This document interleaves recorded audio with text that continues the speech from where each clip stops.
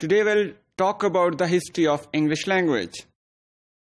It's very difficult to trace, understand and analyze the history and development of a language. Language is a dynamic social entity. Therefore, it becomes very difficult to tell that which language began when and how did it develop. However, researchers and linguists may evaluate and analyze certain socio-political and economic factors to determine when a certain language developed and how did it grew up in a certain society.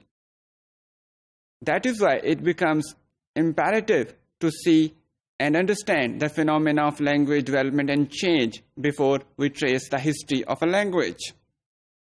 So we'll talk about language change and historical linguistics first. As I said earlier, language is a dynamic social entity. The phenomena of change never stops in the development of a language. That's why Aitchison had to say that there can never be a moment of true standstill in the life of a language. So language grows on, develops, and keeps on changing. And it becomes very important to record and understand these changes. This aspect may also be very useful for language learner and teacher, because this may provide some vital clues to language learners to learn from the history of a language, some critical ideas about learning a certain language. It may also provide them some insights into the semantic and pragmatic worth of various words included in that language at various phases of the history of that language. Some of the key areas in the development and change of a language involve lexical changes, morphological changes, and syntactic changes. Let's begin with lexical changes. This is one of the most easily detectable area of language change. Words come and go in a language. They do keep change. They bring in lexical enrichment in a language when new words are added. At the same time, some words are lost. The phenomena of word loss is not sudden in a language. It follows a certain sequence. If you have a look here, the words which become extinct in a language, as I said earlier, they are not suddenly removed. First, a word becomes rarely used. Then it turns into an old-fashioned word. An old-fashioned word is the one which is used by the older speaker of a language. Then it becomes archaic. By that we mean it is available only in certain dictionaries and in historical records and may not be used by people in their daily conversation.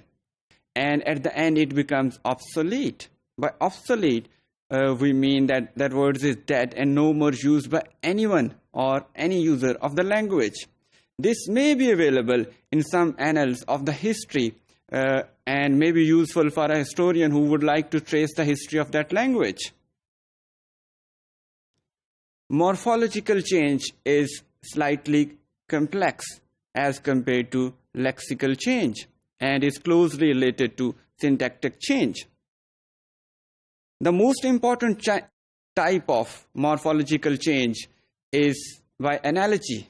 The words get new shapes according to the regular patterns in a certain area or era of the history of a language. For example, in the Middle English, the word help got the participle forms as holp and holpen, which was a popular form of getting participles in that era.